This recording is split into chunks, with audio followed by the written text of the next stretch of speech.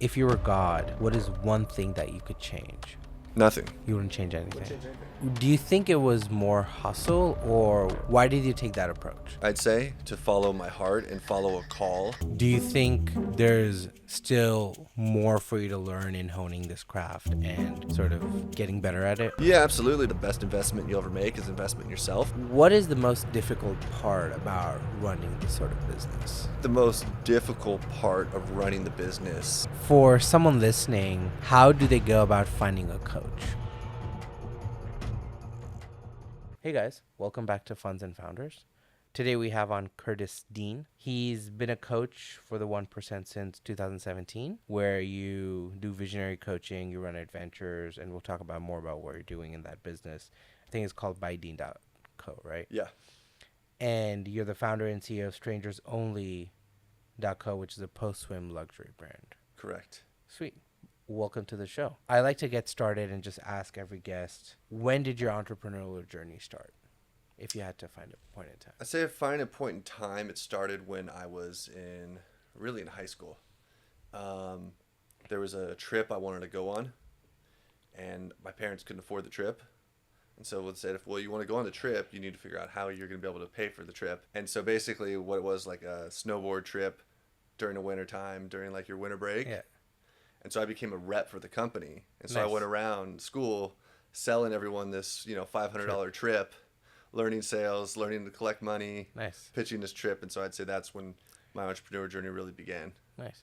Did you cut an affiliate deal with them, or was it more you get a commission for every sale you make? Basically, like, you get a commission for every sale, Nice. and then you get enough sales and they give you a free trip, and Nice. you get free other stuff, like depending on how many sales you hit. How many did you end up hitting? For that one, I got around like 40. Nice. Yeah. So what did you get out of that? What was your I got a few free trips, and then I Nice. just built a relationship with them. And so, like, they kept asking me to, like, hey, can you do this trip and this trip? And then I got to travel on other trips. So it just kind of, like, built this thing, and, like, I started to get paid to travel. How did you even find out that that was an opportunity? Someone prior, the year before, had, like, at another high school, was, like, repping for this competitor brand. And I was like, oh, that sounds kind of like, that's pretty cool. I want to be able to go on this thing. And so, like, there was another company, and, like, I was connected with this other company, and I aligned with the guy who was, like, the actual sales rep who went around and managed all the different districts of cities. And so that's how it kind of happened. Nice. Yeah. Do you think it was more hustle, or why did you take that approach? There could have been so many approaches to, getting the cash you needed for the trip, because you're saying it's $500, right? Why go this approach versus any other approach that you could have gone? Yeah, so at the time, I was playing baseball, and I really just, like, loved the idea of this trip. And so for me, it was like, well, I, like, think this is amazing. Like, I'll sell it because I'm actually behind this, right? Like, at an early age, I saw my dad doing, like, going to work, working a 9-to-5, very blue-collar job, and just kind of, when I was younger, jumping around. And I was like, man, it doesn't seem like that. I don't want to live a life where I'm going to work for the sake of work. Like, I want to really love what I do. Yeah. And so I learned at an early age, like, that was so important to, like, love what you do. Makes sense.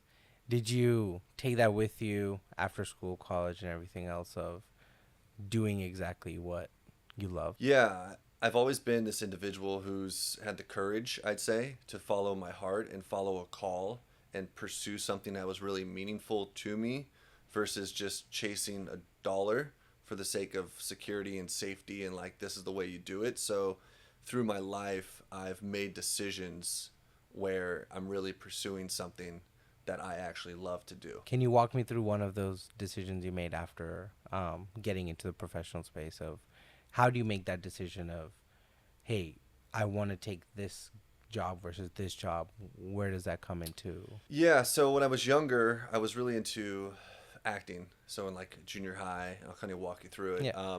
I had, like, the lead role in the school play, and then after high school, I got back into acting again because I had a shoulder injury. Baseball career ended, and I was like, well, I really love acting. Let me get back into that. So after a year of college of studying, like, psychology, sociology, all these, like, different ologies of human behavior, I jumped back into film acting, and I followed that for about 6 years. And, Nice. like, had agents, managers, worked with great actors, Nice. things like that. And then through that process, that career wasn't working. And really the reason I really psychologically deep down got into that was I figured if everyone else loved me because what I was doing, I learned to love myself. And that really, I got the feedback that this wasn't the path to do that. And that was the thing I was after the most. And so through journey of meeting different people and encounters, I came across of some work, and basically that led me back into going back to school in a private institute and studying human behavior and going on this journey of a really deep self-discovery. Is that how you ended up starting your own coaching business? Was that sort of the early stages of that? Yeah, that was the early stages of like getting back into school, studying, educating myself. And then I was like, wow, this is like whatever I'm learning here. Like, I really love this because like back in school, like there was only certain topics I loved to learn. And I just found myself thoroughly engaged. And so I just kept going and going and going. I was like, okay, like I'm at this point where I could kind of jump off the mountain here and see if the chute opens. And if it doesn't, okay, but I'd rather take the risk than not take the risk. And so I just kind of eventually just jumped off, took the risk, and started my own coaching business and started taking on clients. Let's start about starting this business, right? What were the early days like? Was it you have clients running in the second you start, or how does that journey progress for you? Yeah, so before I like fully made the commitment, I was having some clients here and there, put on like a workshop for a weekend, and it eventually came to a time when I was just in a spot. I was like, this over here, what I was kind of doing as the income was coming in wasn't really working. Yeah. And I was like, I think this is the opportunity to fully commit to myself and fully commit to this and go and do this. And as I did that, made that commitment, and my self-worth shifted internally, clients started to show up, right? I get an email, I get a text, hey, you got to meet this guy, like connect here. Opportunities would come. So as I aligned to that vision and that calling, the opportunities were matched to be able to start to build up that business. So when you start a business like this that's reliant on either repeat service, bringing more clients in, did you ever struggle with outbound, inbound strategies? Because building a service business is a one-to-one relation to how much influence clients you have, right? Right.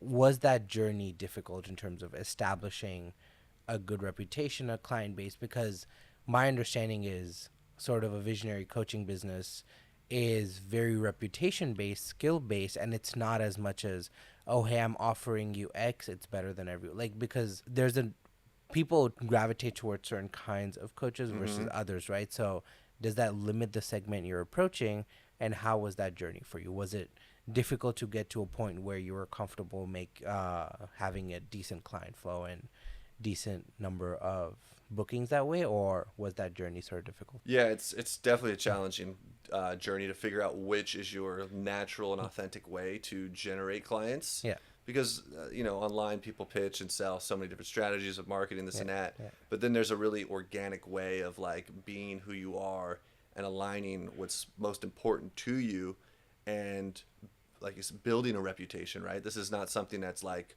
oh, I'm like this amazing coach all of a sudden. Like it's a level of mastery, right? That you're putting in time and effort every day, like any skill you would apply, if it's an art, a painter, or a writer, whatever it may be. I mean, it's a craft, and you're dedicated to a craft. So it was definitely challenging, because as you grow and you're building a reputation of this boutique service, and so it's very personal, of like a concierge almost, right? Yeah.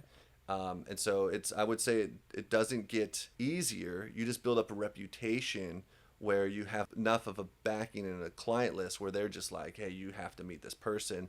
And it just becomes kind of more on repeat because you've built up a reputation. But it takes time to build that reputation. Yeah. And there was times where I was, oh my, there's no clients for 2 months, and other things are going on in my life. And so I really had to learn how to mitigate mind tangents and distractions that would take me away from my heartfelt service. But no, I mean, it's definitely a challenge, and it takes time and time and time. I've been doing this for at least 10 years now of building the craft. Yeah.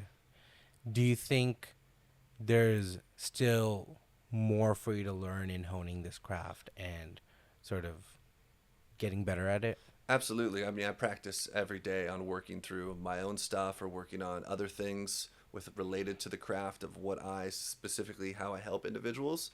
And so for me, I'm just looking at what's the greatest I could be with this. What could I learn today? What could I master today? How could I help someone like they're coming in with this challenge? How can I best help them? Where is my own blind spots? Right? So I'm always looking at my own work and just honing the craft.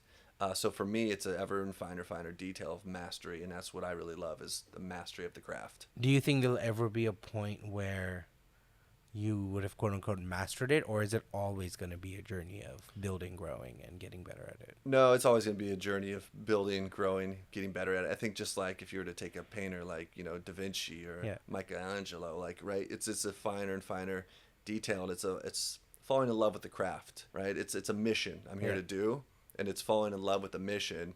And as you grow and your skills shift and refinement, but no, I mean, I love to learn, and so the like Einstein said, it's far greater to live with holy curiosity than to think you know everything. In starting this business and building up the reputation, when you started it, did you think it would happen relatively easily, or was that longer than anticipated journey in getting to the point where you felt, okay, I've done a good job at this, I'm getting client inflow, and it's sort of panning out to have a client list? How long was that journey till you felt like I that? think a little bit of it was ignorance is kind of bliss Yeah. philosophy of just like, hey, I'm going to screw it, let's do it, the Richard Branson philosophy. Yeah. And I think through that, I was able to refine, and I'll hire my own coach who is amazing and work with me and help me structure and learn and things like that. So through that process, no, there's definitely a refinement and learning and taking the feedback through doing this. How do you go from having a coaching business to, hey, I want to spin up my own apparel business? Yeah, so I've had a love for fashion ever since I can remember. Like, fashion's just been something like my thing that I love. And then when I was 25, I had a vision for an apparel brand. And at the time, this is before like you could sell on Instagram and Facebook and things like that. Like the Adidas, like direct to consumer market only existed like through stores. And so I started this brand. I had this idea, started the brand, started making t-shirts and tank tops and things, super very simple, and it really just never took off. I wasn't in the right mental space to really handle it, grow it, like the right strategy, structure, anything. Yeah. And so I kind of just stopped that, and then I carried these shirts around me for 10 years. And then eventually I had got COVID at the end of 2020, and after that I was like, well, it's time for me to go on a little like trip, solo, refresh. I'm just gonna go on a little trip, and I wanted a solo adventure down to Mexico. And the intention was, what else would I love to do with my life? Because at the time, I was doing my coaching, but there was some creativity within me that I just knew that was there. And so about day 5, I was sitting on the beach and I was reflecting, doing work, and all of a sudden this comes to me. I'm just sitting on the beach under a palm tree. It's like crystal blue skies, warm day, and it's like design clothes, start a clothing company again. I was like, wait, what? It's like, yeah, start a clothing company. So the idea came to me while I was sitting on the beach. I was like, okay, great. So here I am. I don't have any connections to manufacturers. I don't have any. I was going to go to FITM, which is the Fashion Institute in Design Merchandising, after high school, but I was too afraid of what my dad would think of me going to a fashion school where it's 99% women and I'm the 1% male, and usually the 1% male are not straight males. Yeah. So I came back and I was like, okay, I'm going to start a fashion brand here in Austin, and I don't have any connections to anything, and that's how the idea emerged in January of 2021. How long does it take to go from idea, Jan 21, to first product launch to first sale happening? What was that journey for you? So came back, came up with the name for the company, registered the company, and then I was working one day outside. Someone walks over, like, oh, we started chatting, and I got an introduction to one of their friends who used a manufacturer in LA. So, right, all of a sudden now I have this connection to this manufacturer, and so... And this was just happenstance. Right. Just me out there literally working on some stuff with a business. I was doing some art direction for like what am I going to design, and then someone crosses my path and then a door opens. Nice. And so I was able to have my first run of samples by late May of 2021. So we're Okay. talking less than 6 months. Yeah. I was able to have that Nice. samples, and I had my first full run of like 3 pairs of swim trunks by July of 2021. And so I was able to move relatively quickly, Yeah. and I credit that partly due to of my love for textiles and fashion. I learned about fabric when I was very young, and so I already had an idea of like really what I would love to Yeah. create. I had a skill set that was just of years and years and years of loving clothes. So that skill was already there of fabrics, fits, how I like things, right? I didn't need any like training on that. I had that skill set. So the doors of the manufacturing was really that was a big gatekeeper. Makes sense. Um, with that skill set before that you had, I'm assuming your first sample runs were closer to what you wanted than traditionally speaking, right? Because for Yeah, someone who's unaware of what they're doing, they're probably gonna have a couple iterations. the manufacturers I was working with, these great guys from LA, really knew what they were doing too, as far Yeah. as like cutting the pattern and the fit. They had Nice. an in-house team, Nice. and so that was super helpful to work with these guys as well, because like the patterns came back like a perfect fit. We didn't have to change anything. Like it was very simple as far as that goes. But I can't say that's the case for what came next Yeah. and the challenges that came after that. What happens once you have your swim trunks? You said July 21, right? Yeah. What was the journey after? Well, now it's building a website. It's so now it's like the branding aspects, building Yeah. the site. Like, how am I going to sell these things? Right? I had a delusion thinking, oh, because I love clothes, who's not going to like my clothes, right? Who's not going to love what I design, Yeah, right? 100%. Because I love clothes, I have great taste in my. You're always your best customer, right. And so for me, that became the hard part is selling the clothes, and especially what I designed in a place like Austin.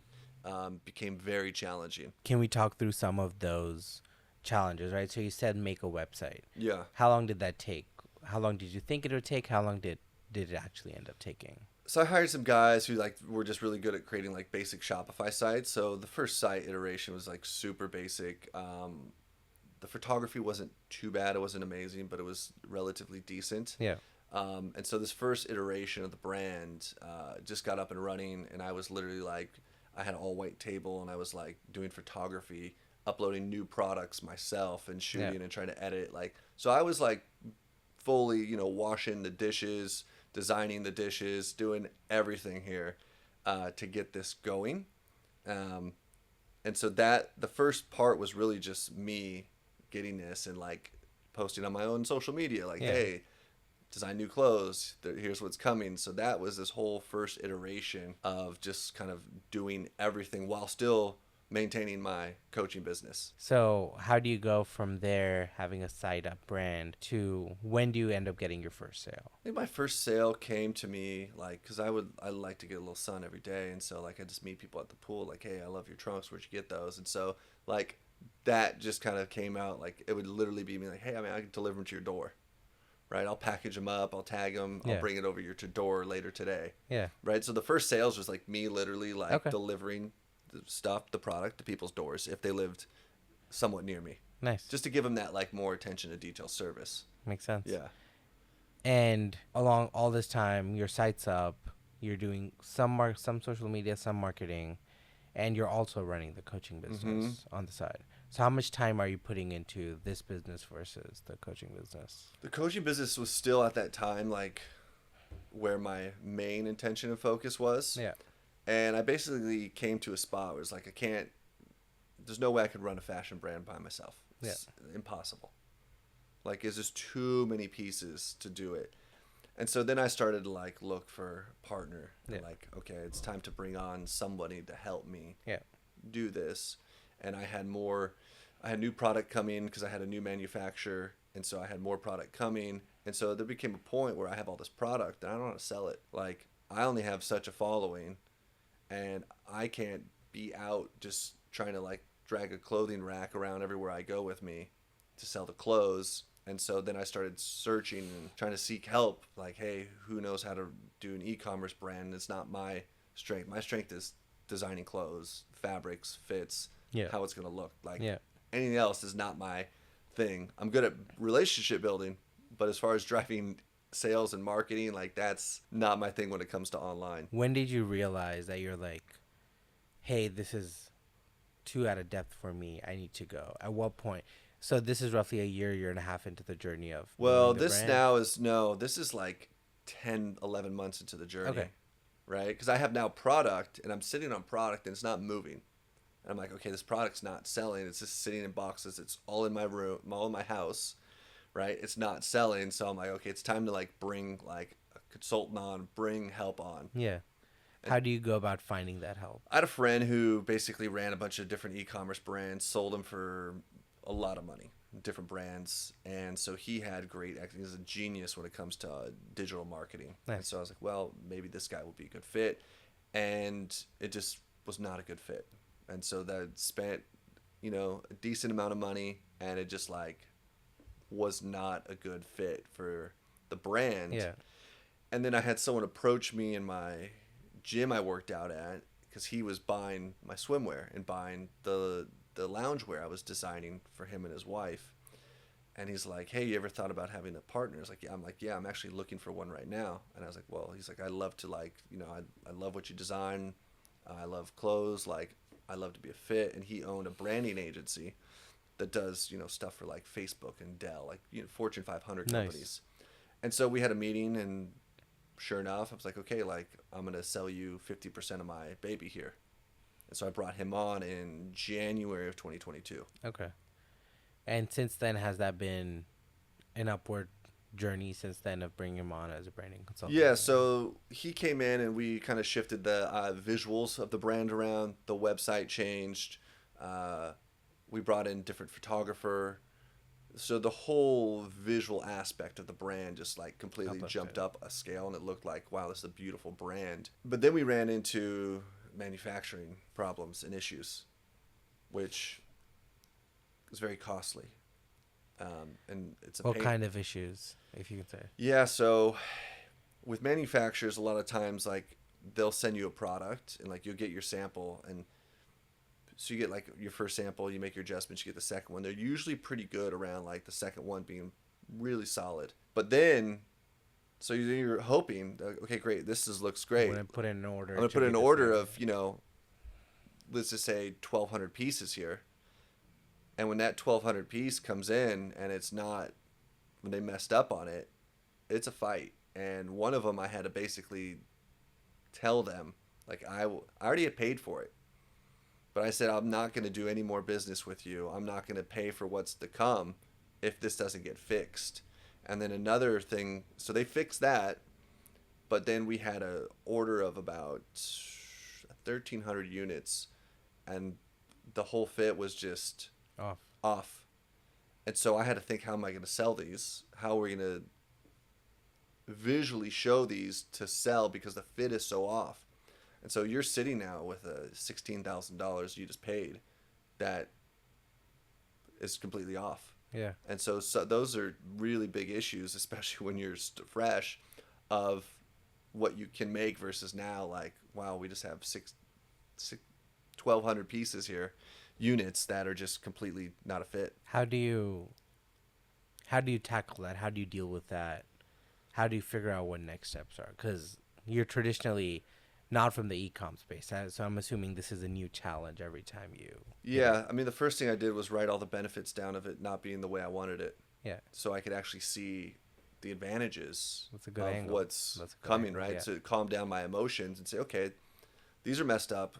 There's another side to it, right? Nothing's one-sided in life. So what's the other side? What's the benefits to me that these are not right? And so I came up with those until I was grateful for what occurred. And then I had, there's many benefits that I've learned out of this, right? Out of this process. And because of the type of fabrics I picked to design with, they're high quality. I'm not just picking a generic cotton that you're going to go find. I'm picking very fine fabrics that are soft on the touch, that are high quality, that hold up and wash.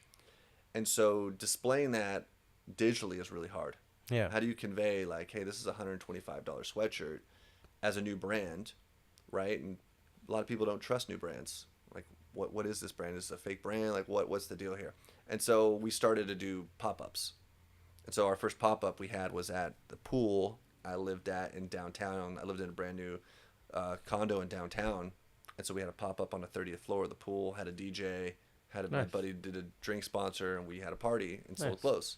So that was like the first iteration of like actually having sales because the clothes sell better in person. And so that was something I knew, but I had to like discover actually like, hey, the clothes are going to sell better Was in the person. fit an issue in selling the pop-ups, or that's just the fit and because So I there didn't, was for those sweatshirts, I think we put them out, but it was at this point, it's July yeah in Texas. yeah So we were really focused on our t-shirts, our swim trunks, and our post-swim shorts, and just really pumping that, and our hats we had, right? So that was like the main focus, and then our like sweat shorts we had, of just like our first of like selling and getting this out there. So I kind of like, I wasn't too concerned at that moment because it was the dead of, not this season yeah. anymore. Okay, it's pretty cool. All this while you're still running your coaching business.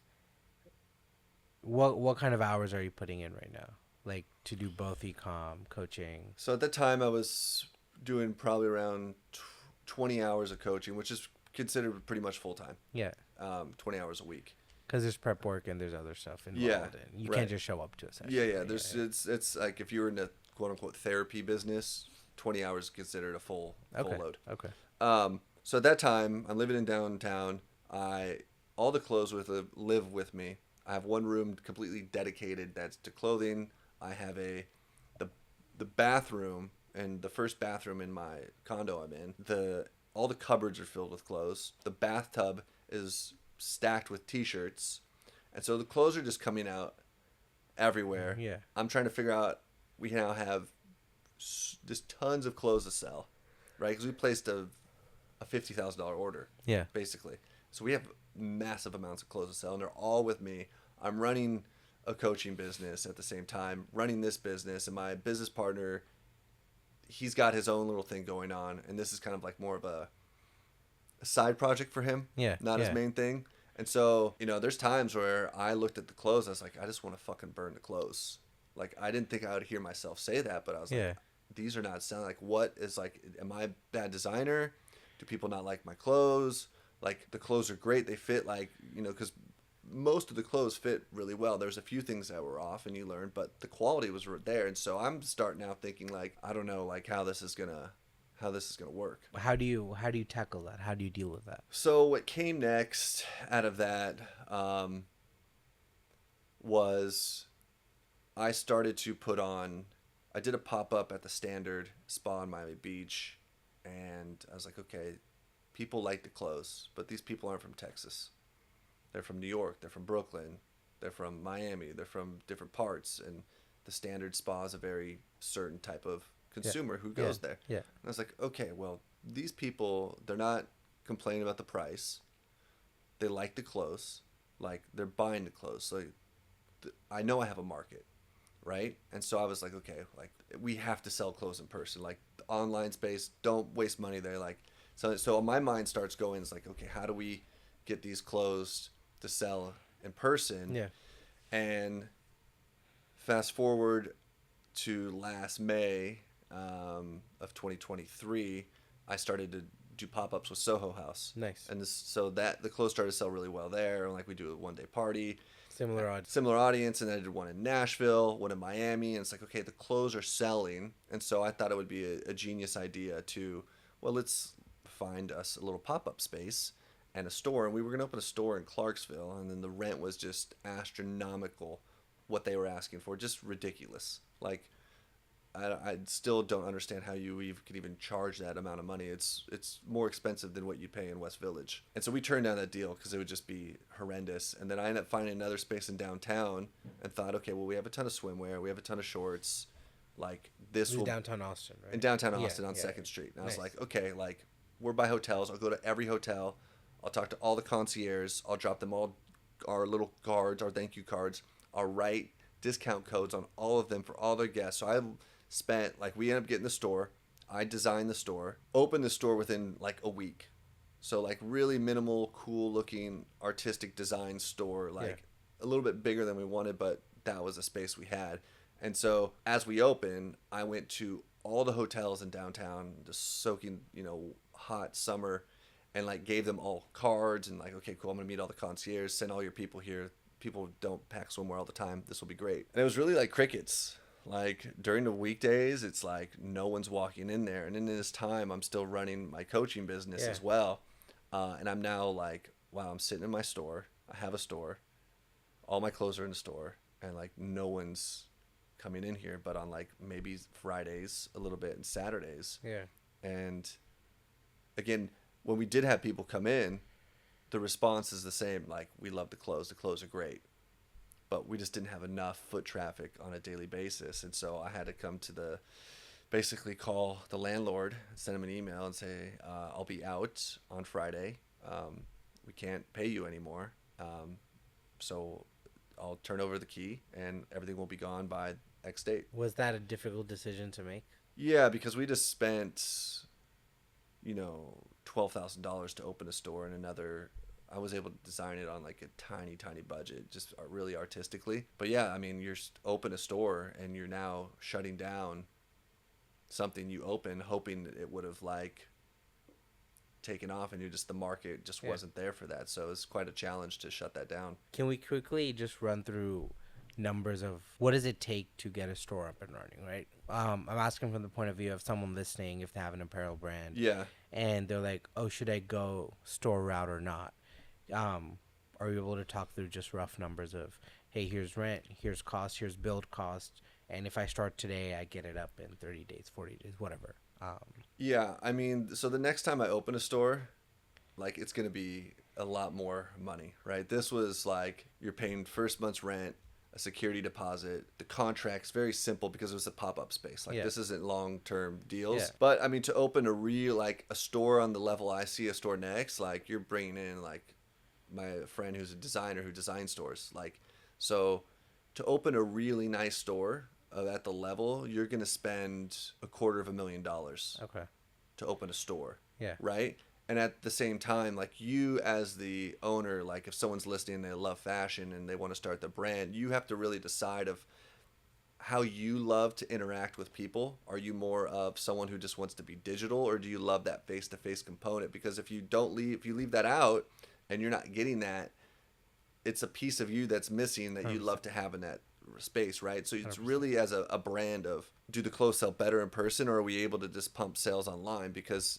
you have to make those decisions of what's really authentic there. Yeah. But I'd say a proper store, like, to do it right, is at least $250,000. Okay. No, that makes sense, because in my mind, there's so many fixed costs that you will not see return on for at least a year or two, right? Like, if you keep the store open. Yeah.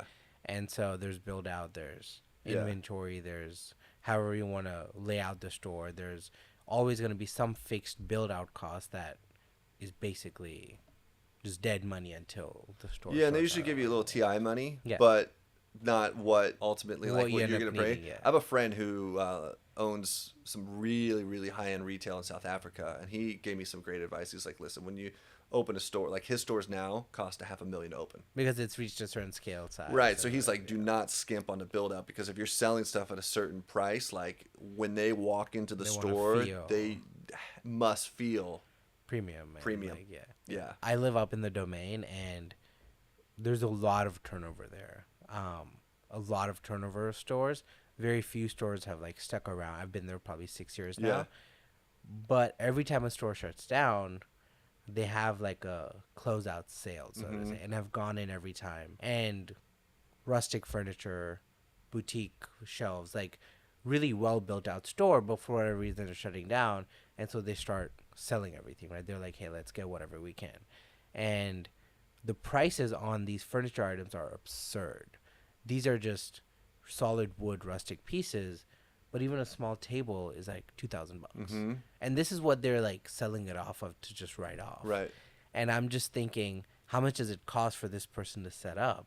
If they're reselling at this price, it probably costs them at least 50% more, if not more, right? So that was the first time I understood, okay, setting up a store is not it's not easy. Like you gotta put in a lot of work, and there's a really high barrier to entry. But what's going back to your coaching business a Yeah. little bit? What is the most difficult part about running this sort of business? I think the most difficult part of running the business, there's a few components of running a coaching business. I'd say, of really getting, the first thing is really getting clear on like, hey, is this what you really, really love to do? Because it's a service dedicated to helping another individual, like, regardless of whatever your coaching niche is, right? So, say the first thing is, do you really love human beings, right?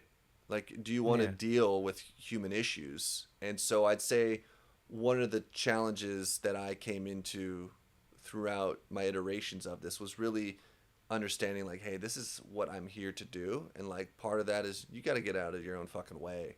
And like, hey, this is your craft. This is what you're here to love to do. And like, so that is like one component as like for individuals, Yeah. like you have to love that. But also too is like, I'd say maybe not running the business, more so of understanding people's strategies of clients you work with and understanding strategies that they have in order to maybe avoid certain things like that. So it's a challenging in the aspect of you're dealing with a complex human being with issues and strategies to possibly avoid not to look at certain things.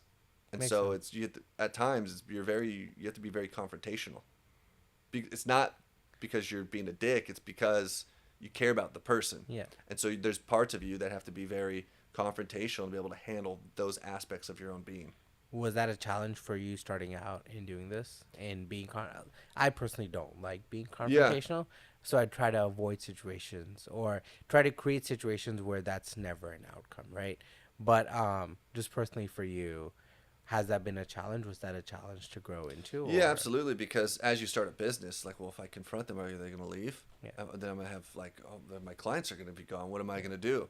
Right? So it's this, like, fine dance of, like, well, but then if I don't, like, I'm holding back on results for them.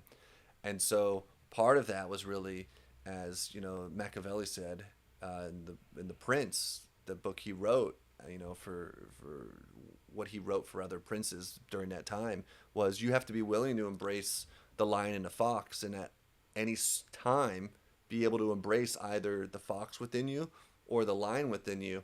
And you can't really self-actualize your life until you're willing to own both of those parts. So it's been my own journey in being able to uh, know myself deeply and learn to love the sides of myself that can handle the confrontation and handle someone not liking you. And I'll tie it back into clothing. Like, okay, cool. There's people, like, I could say that the city of Austin in Texas is not my ideal market for strangers only, and that's okay. yeah, There's feedback. There's nothing wrong with that. And so learning to say, okay, people don't like what I design here. Either I could do two things. I could do three things. I could quit. I could cater to the state, or I could say my vision's bigger than the state. I'm going to go where my clothes I know I'm going to sell, yeah. and they're redirecting me into a bigger audience to get the clothing out there. And I'm not going to take it personal. I'm just going to take it as a redirection. Yeah. And so that's been helpful to not, okay, that's great. Like, I'll embrace that part. That's okay. And I'll make adjustments. So when making adjustments, making these difficult decisions, how do you deal with them, right? Because personally, like I run an agency, and there's always these points where I'm like, let me just shut it down. Like, I don't want to do it anymore, right? Yeah.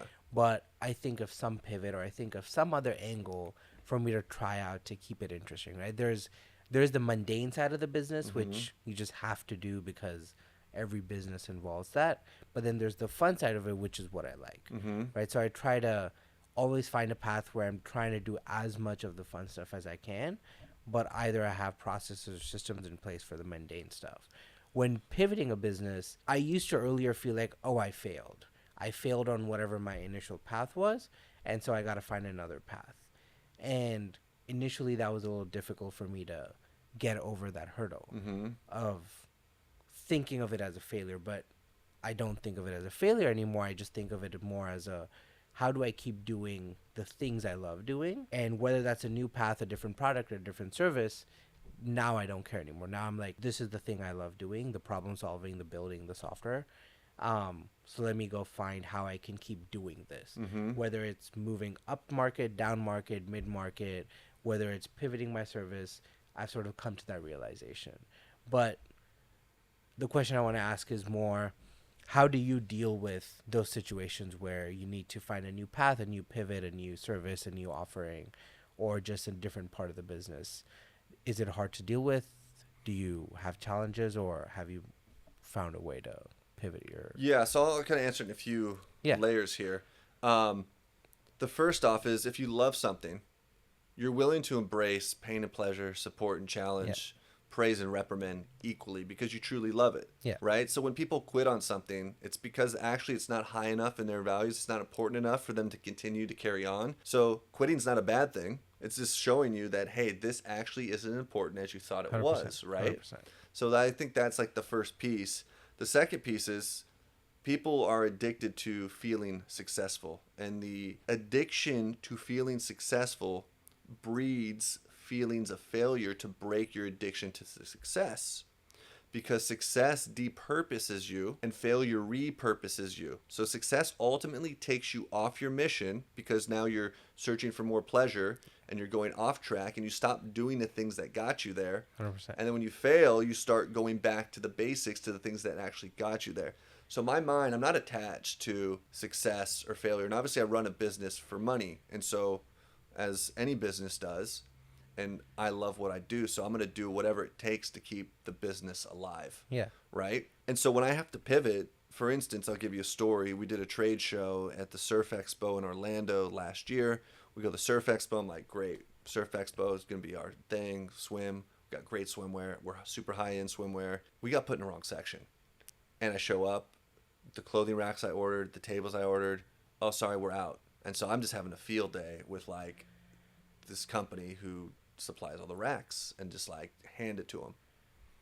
And so someone on my team's got to go to now Walmart to buy clothing racks, this and that. And I end up having this lovely lady next to me who sold like bikinis and like family stuff for like matchy, way off anything. And I end up meeting one of the guys whose brands I actually really liked and who was kind of like an inspiration to me. And he came over and was just like looking at the clothes. He's like, is this your brand? He's like, dude, I was like, I love your stuff. And this guy sells millions of dollars. And I was like, okay, that's, if he likes it, his brand is big, doing millions of dollars per year. I have something here. Like, I know it. And then because of the spot we got put in, because of all this shit I had to deal with there, I was like, all right, well, what's the benefit? Well, the woman who was next to me who had like helped me set up and steam clothes because we were such a disaster, she opened the door for me to get into Macy's. Nice. So if it wasn't for being in the wrong spot, right, the wrong spot, and having this situation, I now wouldn't be on Macy's, and now Macy's is using my brand to advertise for men's. Nice. So was that a disaster or was it a gift? For me, it's a gift because it opened a platform where 5.5 million people go to a site every day. I don't have that traffic on my own. But that door opened because of I took an obstacle, I took a challenge, and I saw, okay, this is what's the advantages to this. There's a blessing because every crisis comes equal with a blessing. So I found the blessing in it, and that opened that door. I really like that perspective because I feel like the human tendency is, oh, if this didn't work out, let me forget about it. Right. Lost cause, lost money, whatever, right? Lost venture.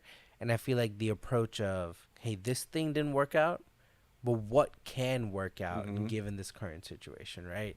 And I think a lot of people don't think about failures that way. I don't want to say failure per se, but don't think about, down points in their life that way of like, what's the upside? Right. Because there's always upside. It's just perspective on, can you find and think about it that way? Right. But every major obstacle I face and challenge, or however you want to like define it as, has been a huge, huge gift and blessing. And the learning you get out of it, the perspective you get out of it is, I think, comes from just mindset, experience, maturity. Because earlier, 10 years ago, I would just be like, oh, hey, this didn't work out. Right. And I would be so sad about it, so like troubled about it. But I'm like, this shouldn't affect me. I should find my path up. I should find the positive thing in this, move on, and find some learning from there. Yeah, most people don't want to look at the positive and actually see the negative out of it. And I'll give you an example. When I was 16, I had a dream since I was 5 years old to win a World Series in baseball.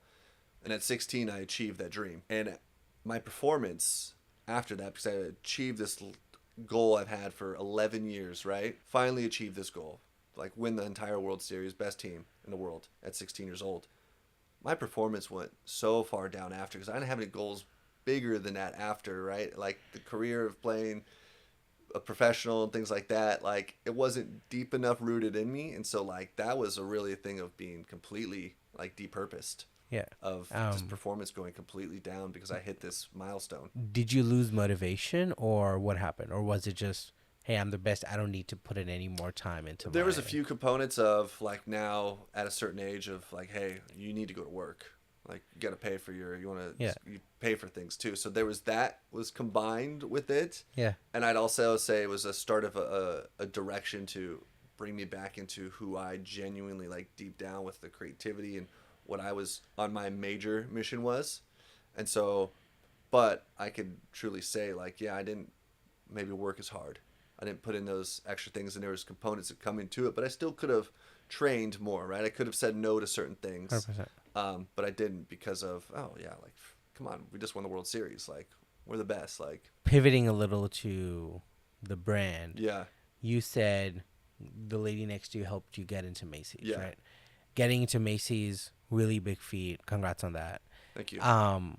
What do people not tell you about getting into a big retailer like Macy's? The amount of work it takes to get everything set up. It's a ton of work getting in there.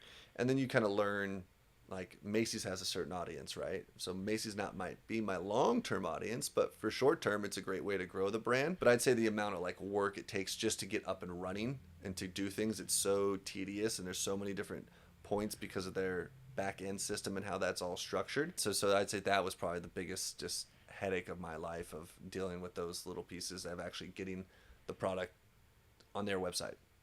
Can you walk through one or two of those? I mean, basically, they send you like this 30-page deck, and they give you like one little brief call, and I'm like, okay, cool, like, and here's your Excel sheet, and follow these guidelines, and it just like nothing is clear around this, and it's not the people's fault who necessarily are sharing this. It's like, hey, we need to have some more clear visuals on how this is really set up. Yeah. But there's just so many different tedious of how when someone could go in the search menu and search for a piece like of what tags and stuff. All that stuff, which is just out of my complete league of knowledge.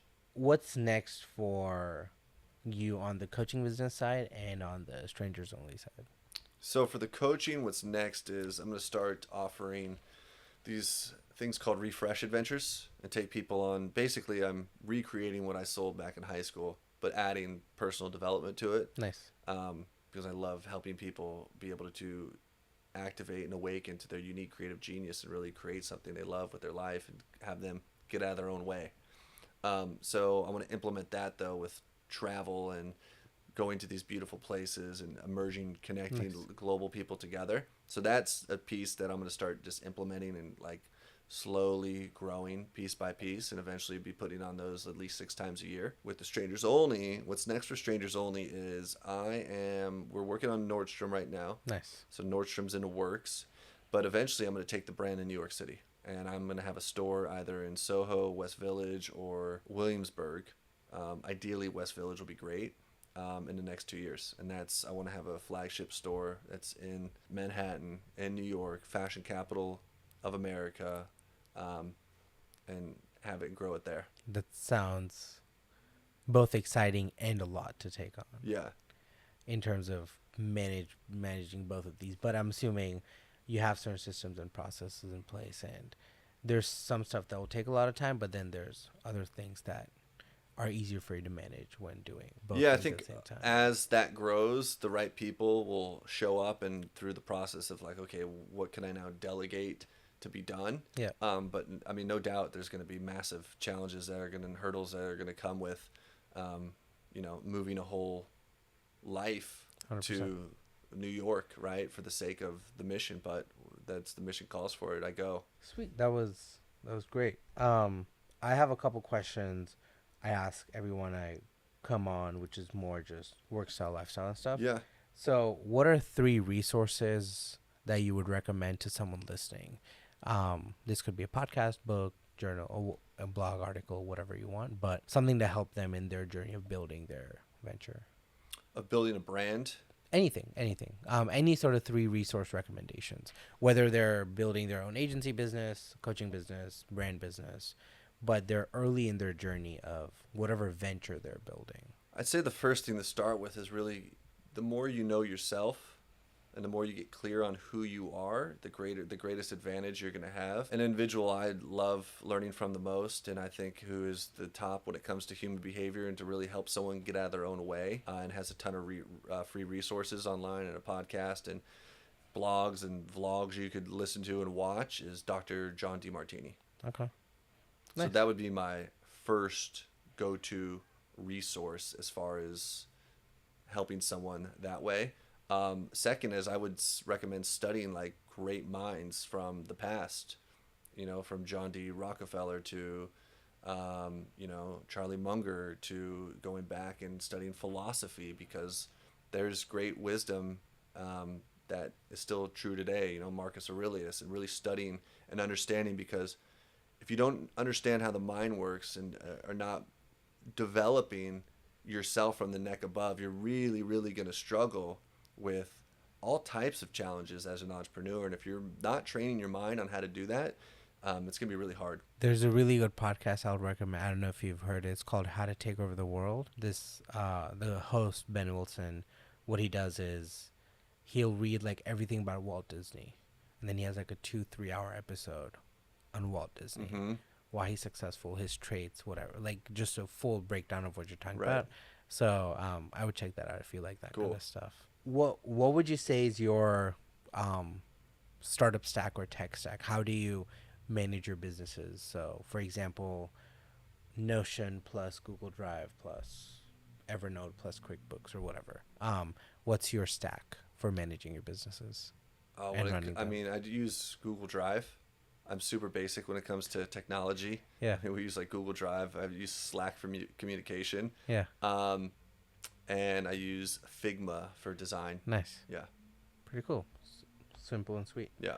What would you say is your support system? What allows you to be able to build both these businesses, be on this journey, the entrepreneurial grind? Do you have a support system, or what is that for you? Yeah, so I have, daily accountability with a friend of mine who's used to be a famous musician, and now she basically helps musicians with their mind. Nice. And really helping them expand and empower their lives. But I also hire a coach, right? So I also coach, but I hire, someone who's very amazing at what they do, been doing it a very long time, to help me stay in check and check me on my own blind spots. So I'm constantly working on my mind to keep it sharp, keep working through my own emotional charges, hurdles that come up, obstacles that get in the way, to consistently keep me centered.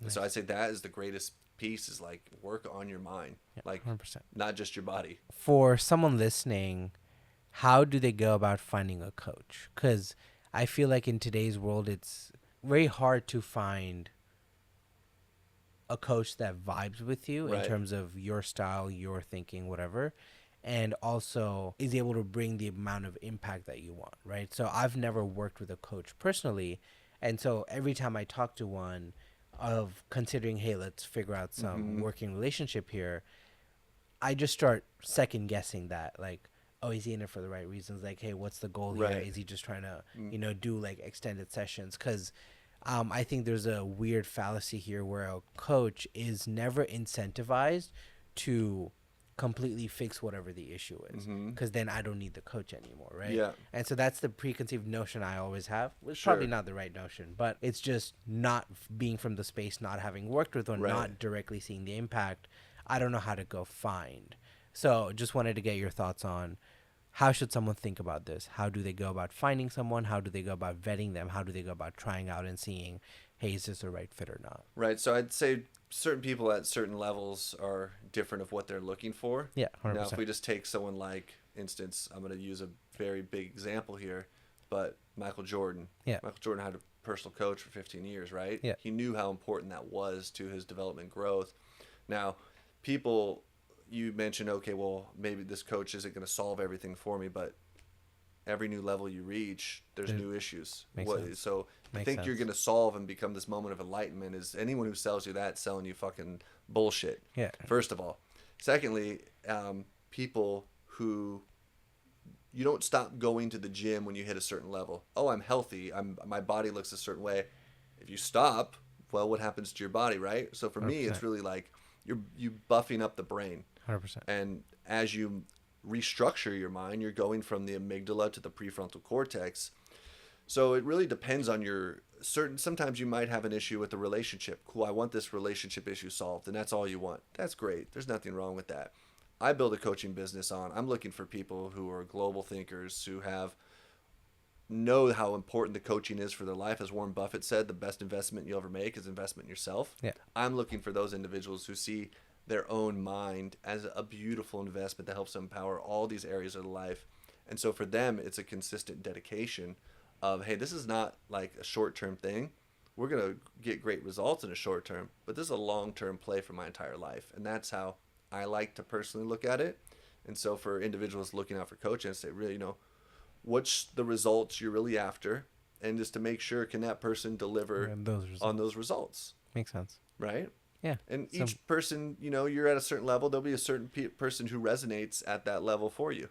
I ask every guest to give me a question for a future guest. So your question is, if you were God, what is one thing that you could change? And you're only allowed to change one thing. Nothing. You wouldn't change anything. Wouldn't change anything. If people are looking for the perfect world, they're missing the world they're living in. And it's because they have their own judgments and subjective biases on that. And so it's really like, you don't have to get rid of half yourself to love yourself. You don't have to get rid of 100%. half of others to love them. And once people can understand of a true gratitude and appreciation for who they are and the magnificence of what they're capable of doing and achieving with their life, no longer useful, why is it still here, right? If people are trying to get rid of things. So I don't think there's anything to change. 100%. I really love your perspective on a lot of things, right? Because I think the way to look at any situation changes the outcome of the situation, changes the outcome of what you get out of the situation. And I just want to say I love your approach to I appreciate how it. you think about these things. Sweet. What's your question for a future guest? Question for a future guest. What's the one thing you would absolutely love to dedicate the rest of your life to? Whenever I ask that, I will let you know what they're thinking. Great. But yeah, I think that's all I had. Thank you for coming on. Amazing. Where can listeners find you? What do you want to tell them about your businesses, if anything? And we'll link everything in the description. But if there's anything you want to let listeners know. Amazing. of your Yeah. podcast. So you could check out the Instagram at the Curtis Dean. My coaching company is bydean.co, and for strangers only, we're strangersonly.co, and the Instagram for that is strangers only clothing. And those are all the spots you could find me and my brands. Sweet. And what's the best way to reach out to you if anyone wants to reach out? What's the best channel? Yeah. I'd say just shoot me a little message on Instagram. Is probably the best way. Give me a little follow and shoot me a little message there. Nice. Would be the greatest way. Or if you want to, and all the links are on there, so Yeah. you can have access to my email. Everything's on there for you to reach out. Okay. If like, Sweet. Yeah, we'll link everything. Yeah. But that should be good. Well, thank you for coming on. I really enjoyed the conversation. awesome. Thank you for having me, man. Thanks, man. Yeah.